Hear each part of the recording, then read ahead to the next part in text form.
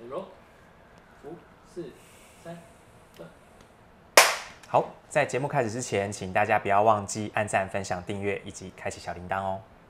片头不是还没开始？片头还没开始吗？没事。既然骆师傅都讲了，我们就我已经迫不及待将错就错了。我讲完我就觉得我可以松一口气听你讲话。没有，好啦，对，在今天节目开始啊，我们先不讲电影，我们要介绍一个朋友给大家认识。OK， 对，他是一个韩国人，就是韩裔美国人，对，他很厉害，他是电影史上第一个得到奥斯卡最佳男主角提名的亚洲人。哇，好厉害哦！对，没有其他人了。有啦，那个男配角有亚洲人渡边谦啦，就哥吉拉嘛，不是啊，真的啦，他有演哥吉拉。好 ，Let them fight。OK， 对，好，你就是对，一定要讲经典的台词啊。好，对，然后他是第一个嘛，最佳男主角嘛，对，然后他在美国其实小有名气，因为他演了非常有名的影集叫《阴尸路》。哦，就是我不会看的片。对，不知道大家有没有看过？就是里面的亚洲人就是史蒂芬连。好，讲到名字了，好，史蒂芬连，史蒂芬源。对，他，因为我就觉得，因为其实我没有看过《阴尸路》，对，我就觉得我看了他的这个电影之后啊，我就觉得他很面熟，我就觉得有似曾相识的感觉。这跟我们之前好像那个提到的那个似曾相识跟你说那个连宫星座，对，那个似曾相识，就是他的似曾相识，其实又跟金星、月亮、海王的不太一样。他只是就是觉得这个人有趣，然后觉得好像，感觉好像对有一种熟悉感，但是又不是那么的 close。对，然后我就觉得我认识，我看过他还是什么，后来发现，还真的有所以他是什么啊？他的星座是12月21号。哦，射手嘛。射手不是12月21是摩羯。讲错了。对啊。那个我要摩羯哦。对啊，是摩羯。好了，那个似曾相识这一段就先不要。好。Steven 我觉得我看过我在看那个电影的时候，他的这一部电影的时候，我就觉得他好像在哪里看过，但是其实《阴尸路》我没有印象，但是我就觉得在近期里面看过他演过的某部电影，但是我想不起来。OK， 对，然后后来他还有一个很厉害的地方，就是他虽然在美国小有名气，但是他其实演的是商业类型的电视剧，但是他演的电影都不是商业电影，所以都算是就是很另类的电影。就是很奇怪的名字的电影，除了《阴尸路》，《阴尸路》就还好，《阴尸路》片名很奇怪。然后他还有一部电影叫做《对不起打扰你》，对不起打扰你 ，OK，Sorry bothering you。然后还有另外一部叫做《去死吧老板》，去死吧老板，怎么都很激进的感觉。他就是演的去死吧老板也可以推荐大家看。如果大家觉得哭悲很厉害的话，我觉得他就是哭悲这部电影的原型。对，就是好，那我不会去看。还有一部呢，就是让我还有一部就是那个叫做还有一部电影，就是他回到韩国去跟刘亚仁演的那个电影，叫做《燃烧烈爱》。所以是刘亚仁演收尸人之前，对，OK， 对，就是《燃烧烈爱》我看过，对，所以难怪我觉得似曾相识啦。对，它也不太是一部纯粹的商业电影。是哦，对，因为这样子整个看下来，好像《燃烧烈焰》的电影名称是比较，你知道，就像什么 Top Gun 什么巅峰战士啊、终极战警这种比较主流的命名，你不觉得？我告诉你，它不是，不是大家不要被骗了哦，不要被骗了哦。对，好的。它其实，那今天呢还有一部啦，最后一部就是水芹菜。对，水芹菜呢，中文翻译叫做梦想之地。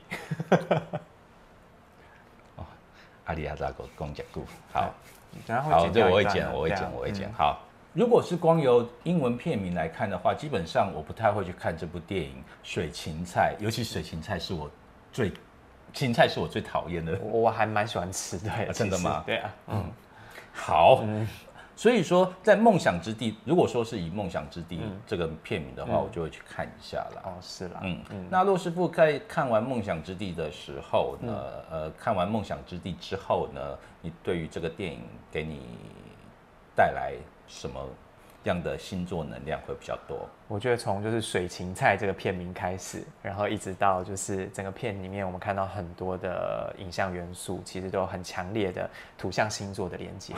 对啊，因为其实你看，就是从我们的开垦的那个摩羯座，一直到我们的金牛座的栽种生长，然后一直到我们处女座的分类收藏这个部分，其实都是非常的整个一条龙的土象星座的能量符码。对啊，就是对，感觉是哈。对啊。摩羯、山羊嘛，对啊，所以它开垦啊，荒地上面开垦嘛。金牛，那你要栽种要生长啊，对啊，长出植物来嘛。然后收割之后就要人去分类，不管你是分那个小鸡的公母啊，或者是说你要10岁，有没有那很有名的话，或者是说你要去研磨分类手工，那都是处女在做的事情。真的耶。然后最后冬藏又回到了摩羯，难怪这个星座跟有关吼。对啊，其实它也就是跟我们息息相关，生活的息息相关。好，所以在《梦想之地》这个电影呢，我们大概就是我们就把它归类成土象星座啦。对，但是当然我也看到了其他的很明显2个星座特质，当然就是射手，就是它的宗教意涵里面，其实有很多的宗教的场景啦，或者是说，对于主流宗教以及苦行僧的宗教的不同的角度啦，哈，然后还有再来就是宝瓶座，因为对于这个美国这个大环境来说，其实这一家韩国人。其实他们是 outsider， 是一个外星人，移民入了，对，移民过来的，所以其实就会跟我们的宝瓶座有比较强烈的连接。对，好。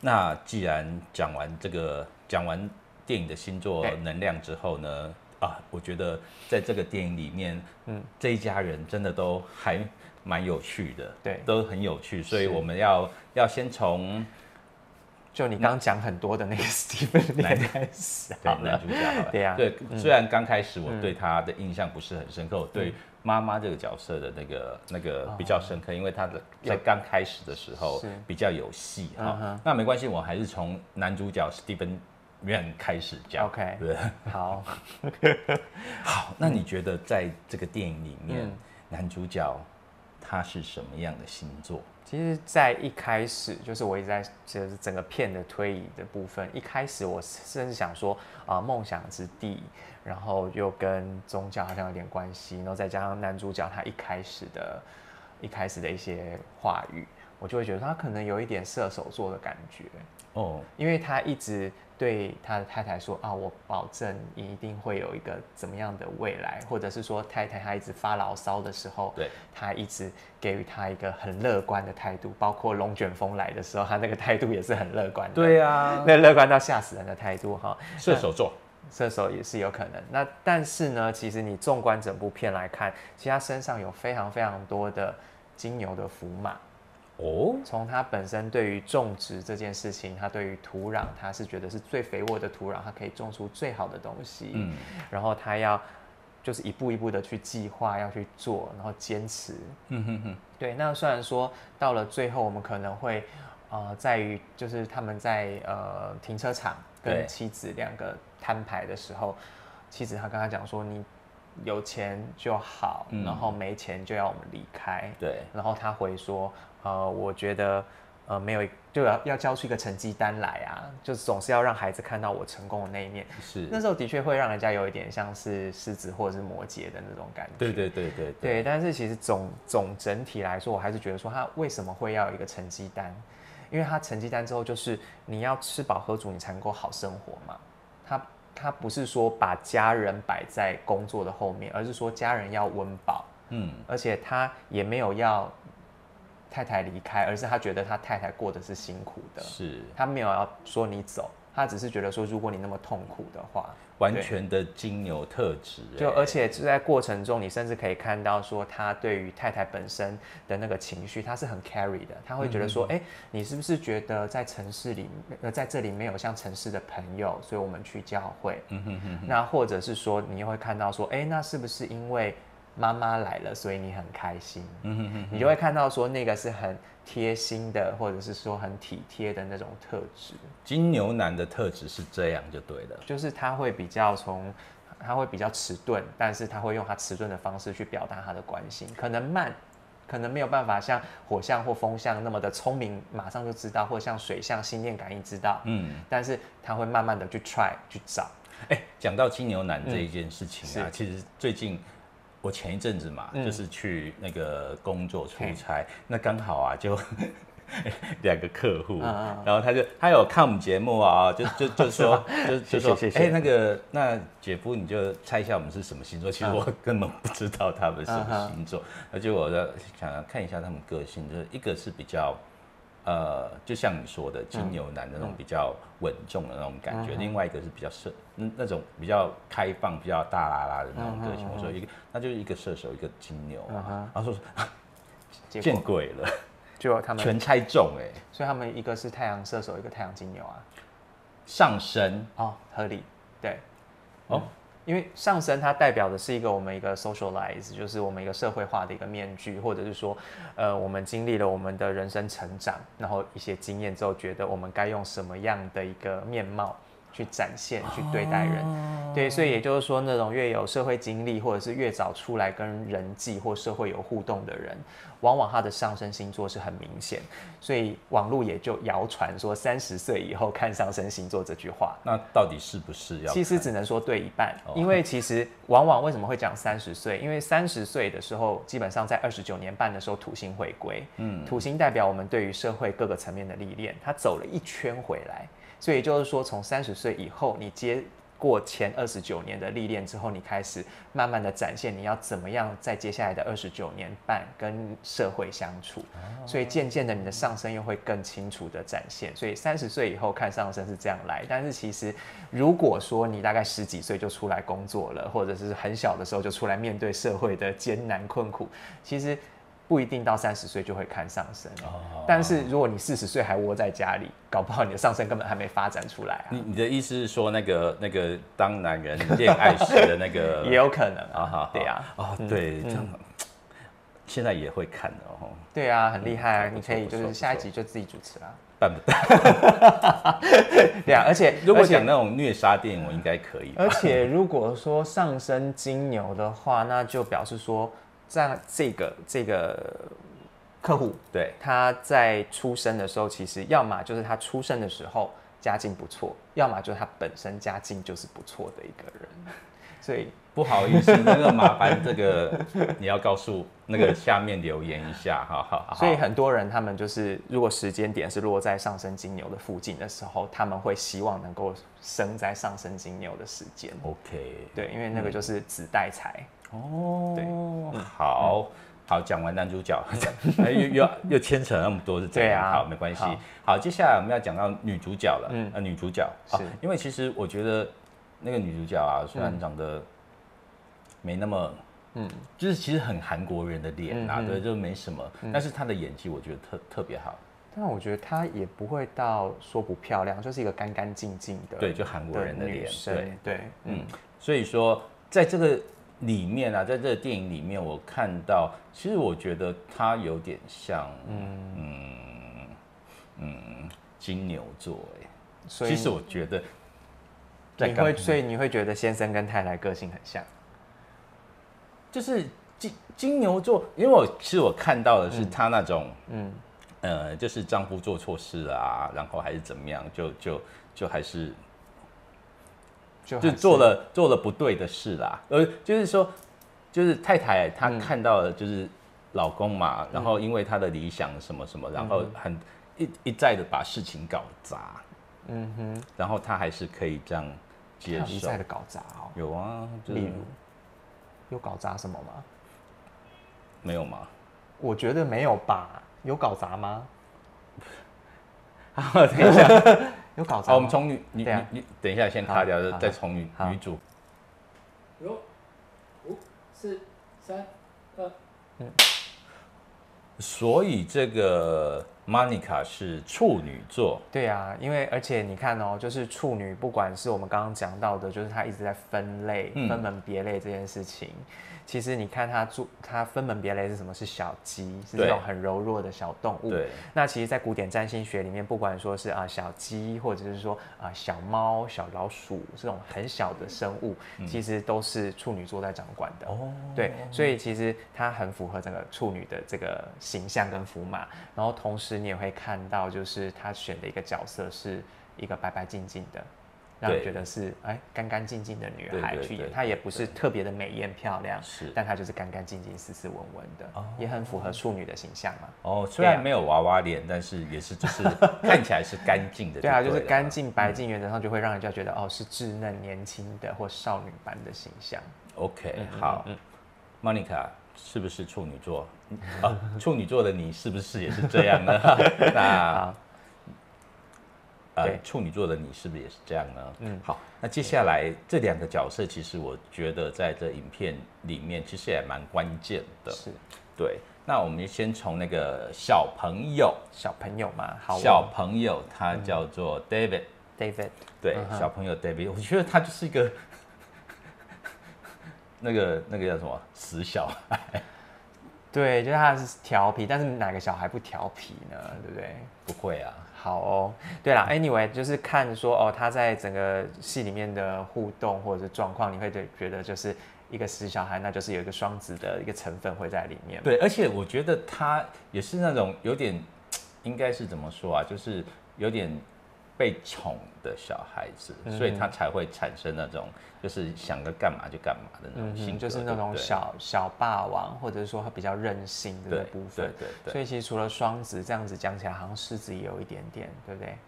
对。而且同时你会看到，就是他有一个动作是让我印象比较深刻的，就是他会把他尿过的床盖起来，然后把尿裤藏在床底下，假装没有事。这不是猫才会这样做。对，没错。但是其实也要就是会回归到，就是说我们会去看看比较容易去把自己这些比较不好的东西藏起来，然后粉饰太平。是什么星座？其实基本上狮子跟天秤是比较容易有这样的状况，因为天秤它要表现它优雅的一面啊。对，对我刚讲对啊。你刚刚有讲天秤，我讲猫。对，狮子是猫啊。狮子是猫，没错。见鬼了。对，所以狮子也不想让人家看到它脆弱时候的样貌嘛，所以其实有一些狮子座的人，当他自己能力还不那么强，或自己是脆弱的时候，要不就是像我们之前在男儿网或其他提到狮子座的影片里面讲，他会去践踏其他人，展现自己的优秀，这是一个选择。另外一个选择，他会怎么样？他会藏起来自己疗伤。在这个电影里面。小朋友他是会藏起来，还有他会践踏，就是阿嬷，对，而且你会发现，就是狮子座跟天秤座，他们虽然都很注重外在的仪表这件事情，但是狮子座他的讲话跟用词会比较戏剧张力，所以像爸爸交代他说，你要跟你妈妈讲说你要一直待在这里哦，就妈妈问他的时候。那个小孩子的回答是说：“我到死都要住在这里。”是一个非常 drama 的一个用词，对，就是一个 drama， 对，所以他就觉得，你就会觉得说这个小孩子我会觉得是有这3个星座的能量混合在里面。但是呢，后来就是剧情里面有一个很重要的关键，就是在于说他的心脏是有问题的。心脏对，所以又回归到就是我们那个医疗占星学里面提到医疗占星学好，对，所以其实基本上我们讲到心脏有问题的话，它直接是我们的狮子座在掌管。对，狮子座其实除了我们的心脏以外，也管我们的上背部。对，所以基本上他是一个心脏有问题的孩子，所以我会把他实际星座是什么不确定，但是如果说以这样的星座能量符码的话，我会觉得他是比较偏向于狮子这样。那你如果按照占星学、古典医疗占星学这样说的话，那阿嬷她也中风了呀。对，所以阿嬷的这个部分也是我推断的一个很重要的关键。好，接下来我们就会想马上就进入阿嬷这样子。对，一定要这样连嘛， OK， 不然我这人在后面要站太很久嘛。对，阿嬷，对。好，那阿嬷的话，其实一开始就是我会看她是一个一登场的时候就是一个古灵精怪，然后会很多点子，送小孩子花牌，然后打牌的时候又哈哈大啦啦这样子。其实我就觉得很不典型的阿嬷啦。我是觉得她就是双子座，就是很多有的没的出头拢来啊。对。好，这的确很双子哈。然后再来就是你会看到说他很有自己的想法跟原则，他会讲一些大道理，他其实默默的会跟小孩子去讲一些大道理，或者是说大人们在教训小孩子要拿棍子的时候，他对他们讲的话，其实你会看到他是一种比较宏观的态度，又会让我觉得好像有一点射手的感觉。射手，对，其实射手他会很容易有这种会让你告诉你一些远大的目标，爱讲大道理啦之类，或者是人生哲学，或者是说我的价值观是什么，然后你要去理解这个部分。但是射手他也相对的不是一个那么细致的星座，相较于例如说相较于处女或相较于天秤来说，对，射手他会给你比较多，即便他长得很漂亮，但是你就会感觉他会有一种比较大海派出里出气的那个感觉，就是不是那么精致，就是长得 OK， 但是不是那么精致。对，然后他就是介于一种就是没有狮子那么的强势，那么的华丽，但是他有他的乐观跟爽朗、豪迈的那种感觉。所以你跟他在一起会觉得就是啊，大啦无所谓，我可以就是蹲着那个台湾的那什么蹲啊，就是我不知道那怎么讲，就是流氓蹲之类的，就是蹲在那边跟你打花牌，然后就骂你这个小混蛋什么东西的这部分。但是其实后来就是包括到后来他的这个中风发作，其实这个连接到我们的医疗占星学里面的话，其实这是我们的宝瓶座在管。宝瓶座，对。那其实你这样回想起来，到底是双子、射手还是宝瓶呢？其实心脏有问题。刚刚讲那个 David 心脏有问题是天生的，对。所以说我会觉得好像狮子座很有可能，但是中风也不是每个人都会中风，每个人很常会发生啊，不能说中风就是那个嘛，对不对？对，但就是其实我们在看就是医疗占星学的一些盘的时候，其实当然不是单就太阳星座，我们可能会就它的6宫或12宫，或者是一些掌管健康方面的吉凶星的落点，去推断它的一个身体的状况。但是当然就是好孩子还是要进医院去请医师做专业诊断哦，这个一定要宣导一下，不然等下被告之类的。好。然后但是就是宝瓶，如果说它主要掌管就是我们的神经传导，对，那以及就是你会看这个阿嬷，她是从韩国再远道而来，所以她又是另外一次的 outsider 的这个身份，然后并且他进入这个家庭之后，你会觉得不管在这个家庭或在这个美国社会，他都显示是一种格格不入。他应该是从冥王星来的，那就是天蝎嘛？没有。所以你会觉得说他又很做自己，但是他又没有像白羊这么的冲动。他会somehow是有自己的想法，像射手座那样的智慧。他很有想法，对，只是他那样的智慧不见得是我们当下我们会觉得认同，但是他又是你会somehow觉得他是对的。这个就是我们在射手跟宝瓶在谈论到关于智慧或真理这件事情的时候，一个很大的差别。因为射手座它所掌管的是木星，对。木星它其实代表的就是我们刚刚讲的宗教、法律、道德、哲学这个部分，它代表的这些东西都是什么？都是我们当下存在的这个社会上大家普世认同的一个价值。对。可是宝瓶呢，它是天王星，它是高8度的水星，它是很聪明的。可是他的聪明不见得是我们凡人或地球人能够理解的，所以也就是说，为什么很多宝瓶座就会变成外星人或怪胎？因为我们听不懂他。可是或者是说他的真理其实并没有办法在现在这个社会被人家所接受。歪理，可能会有人觉得是歪理，对，有人就的确会觉得就是爱诡辩啦、歪理啊之类的，对。所以说，但是那好啦，对，所以是歪理的，就是其实它是一个就是比较不见得会被大家认同。对啊，所以也就是说，我们之前在男儿网也会讲到嘛，在美感方面也是这样子啊，就是狮子座它很容易哗众取宠，取到大家喜欢，可是宝瓶他就是不一定。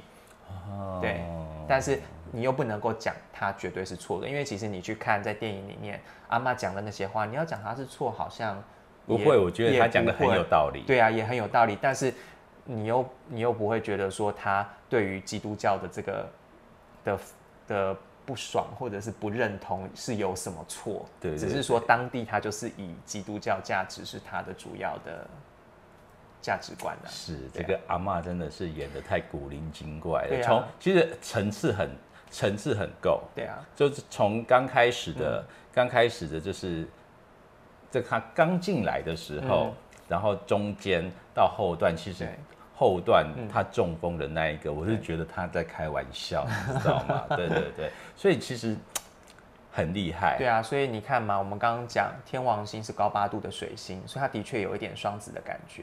那在讲真理的这个部分，又有射手座的这个类似的部分，所以其实我会觉得说，综合起来的话，它其实真的是还蛮，再加上它是中风的这个符码啦，所以我会觉得说，宝瓶座的这个部分好像是比较明显的所以阿嬷是宝瓶座这一家人都不太一样。恭喜阿嬷得到最佳奥斯卡最佳的女配角，好厉害她真的很厉害，而且她在颁奖典礼上面的那个机智的那个回应，真的是也是让人很莞尔一笑。对，就是终于看到布莱德比特了。对，而且其实尹汝贞啊，其实我也觉得似曾相识。你似曾相识的人好多，真的，因为通常大概超过50岁以上的演员啊，如果是新认识，我通常不太会记。OK， 而且韩国人也是，韩国人名字很难记。对，我觉得他演的最棒的一个电影叫做《夏女》。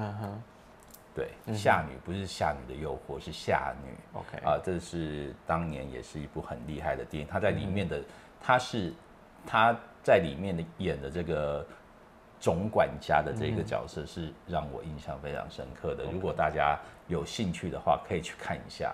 而且你要知道，那时候他也好像是年纪不小了。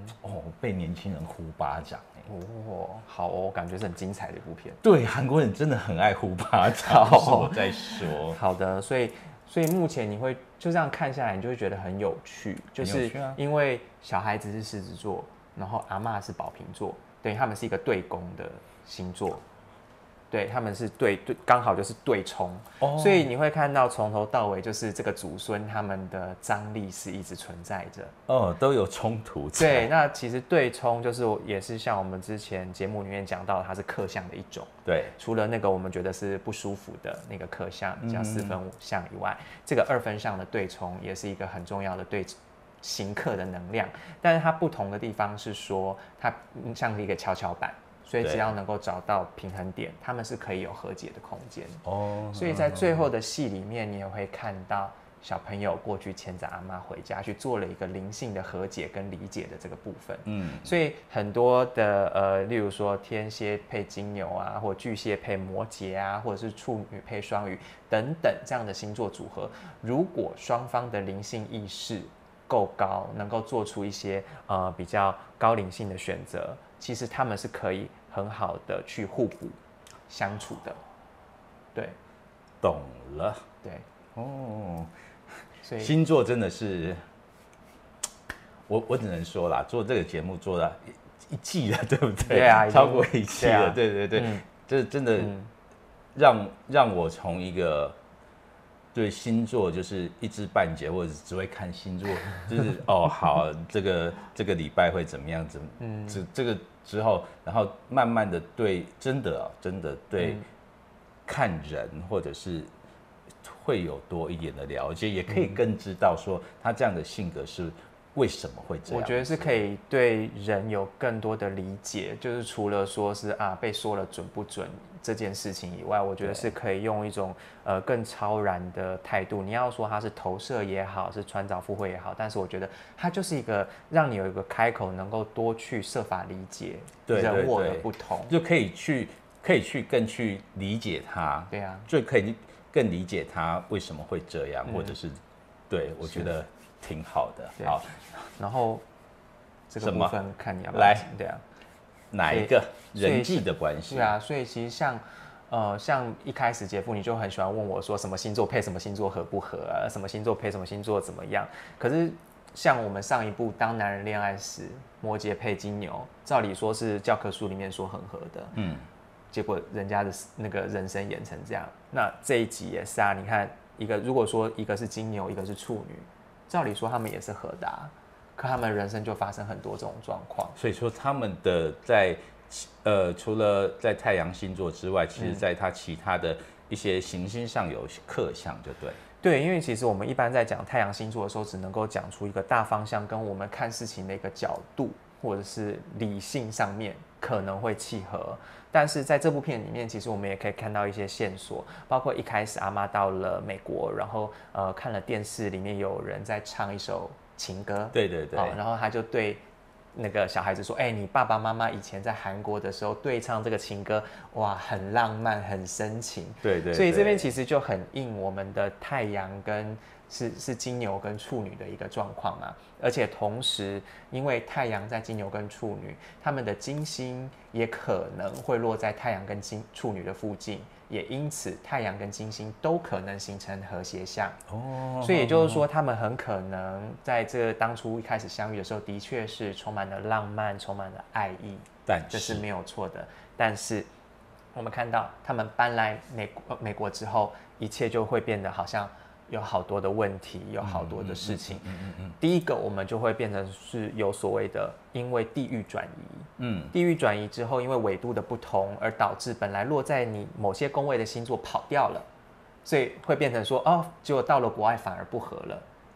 其实有很多是因为你有些人要所谓的避难或转运，他们会选择什么搬离旅行，对不对？对，你讲到这个，就是有时候我觉得好像很合的人，然后一出国旅游之后就吵架回来。对，这是很常见，而且甚至还有那种就是在台湾谈了10几年恋爱都不结婚，一出国马上结婚的也有。所以这个其实是跟我们的经纬度有关系。所以一开始我们在定星盘的时候，你会觉得很麻烦，说为什么要告诉你出生地点或者是哪里？是因为台湾很小，你其实不会差太多。可是当你拉大到有比较高的纬度或比较极端的纬度的时候，它会影响到行星的落点。星座真的是太那个，而且星座啦，而且什么？对啊，你还要去讲去吧。而且其实你会看到说，他们本身就是可能啦。我觉得，因为你会看到他们在社会状况底下，男生一直想要去得到一些社会的名望或者是价值，可是一直没有办法如愿。那除了本身他可能木星跟土星本身有克相以外，在剧情发展到最后，你会发现那个男的好不容易丰收了，有财货可以拿去卖了，可以成名了，结果被女方的妈妈不小心付之一炬。对，所以其实这个部分你也可以看到说，或许他们太阳金星是合的，但是可能在木星土星的部分可能是相克，而且可能女方的土星是克了男方的木星。因为土星我们刚刚讲木星代表社会的名望，对，社会的资源。土星它则代表社会的限制，还有业力，还有沉重的负担或者是义务。所以也就是说，女方这个部分，妈妈是，我们就讲家人是业力嘛。对，女方的妈妈造成男方的损失，所以这是很明显的一个是女方的土星能量给予男方的一个这个部分的一个挫折的一个很大的一个线索在里面。对，其实这个真的是太复杂了，但是其实越听会觉得越有趣哦。对啊，那好，那今天讲很多对啊，每次都讲好多。对，每次可能会分成上下集之类的，或者是分开来讲。对，或者直接把它剪掉，我们下次再讲。没有，不会。对，好，那今天讲的这个今天讲的电影就是《梦想之地》。那我觉得它是一个非常棒的一个电影。对，然后虽然很平淡，但是你会从中间感受到一些乐趣在，而且还有一些张力，而且演员非常的精彩。对，尹汝贞得到了奥斯卡最佳女配角，男主角则是提名没有得，可惜。对，你要注意这个人叫 Stephen Yeun。演员，对。